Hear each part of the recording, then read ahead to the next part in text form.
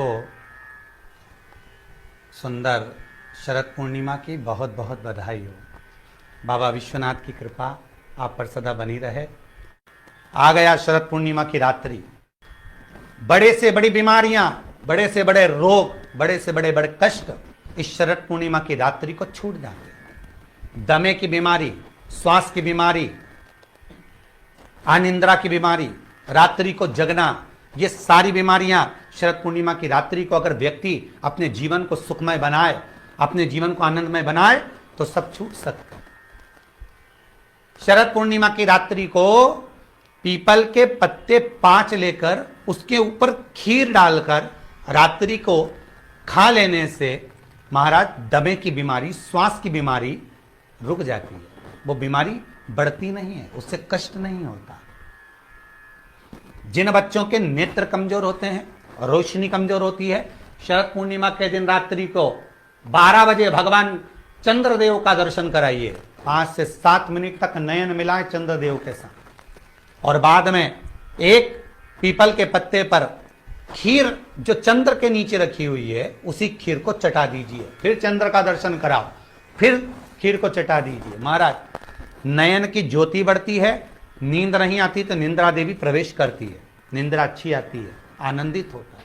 महाराज जिस व्यक्ति के शरीर में गांठ पड़ जाती हो, शरीर काला पड़ जाता हो, चट्टे पड़ जाते हो या दांत खाज खुजली हो जाता हो, उसके लिए भी शरद पूर्णिमा की रात्रि को 12 बजे महाराज भगवान चंद्रदेव के लिए 21 दिए जलाए जाते हैं। उस 21 दिए की कालोच एक थाली में इकट्ठी करी जाती है। कालोच को इकट्ठी कर कर शरीर में गाय के घी के साथ में जहां जहां जगह पर चट्टे हैं, गांठ है, वहां लगाया जाता है। उसको 5 या 7 दिन लगाइए। उसके बाद में रोज प्रतिदिन लगाने के आधे घंटे बाद स्नान कर लीजिए, आराम लगना प्रारंभ हो जाता है। महाराज आज शरद पूर्णिमा की रात्रि से लेकर कार्तिक पूर्णिमा की रात्रि के बीच में जो दामोदर भगवान का, कृष्ण का, शिव का मंगल आनंद करेगा, अभिषेक करेगा, पूजन करेगा, स्मरण करेगा, उसके सारे दुख दरिद्र दूर हो जाएंगे। रात्रि को आप बड़े प्रेम से खीर बनाओ, चंद्रदेव की साक्षी में रखो, भोग लगाओ भगवान श्री हरि को।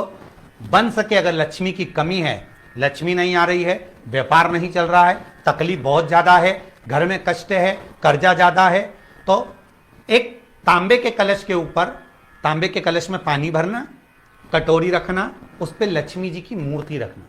लक्ष्मी जी की मूर्ति नहीं हो तो चांदी का सिक्का रखना। उसके सम्मुख में आप 31 दीपक घी के लंबी बाती के जला देना।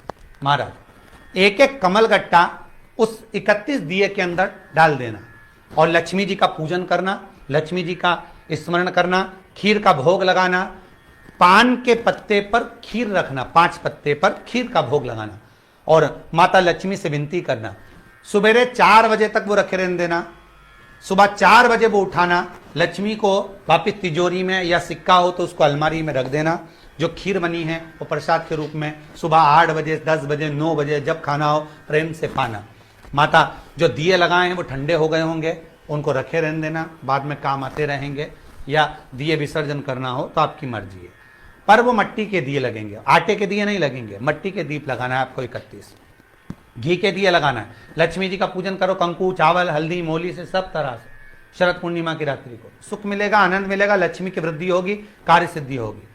दूसरा क्रम, अगर कार्तिक पूर्णिमा हो, शरद पूर्णिमा हो, ये दोनों पूर्णिमा पर शरद पूर्णिमा के दिन आप शाम को प्रदोष काल के समय 4:30 बजे से 6 बजे के बीच में 1 लोटा पानी, उसमें 5 बेलपत्र रखकर, एक कमल गट्टा डालकर भगवान चंद्रेश्वर महादेव के नाम से भगवान शंकर को चढ़ा दीजिए। आपकी जो कामना हो वो कामना कर कर चढ़ाएं, विनती करें चंद्रेश्वर महादेव को और निवेदन करें कि हमारा ये कार्य सफल हो।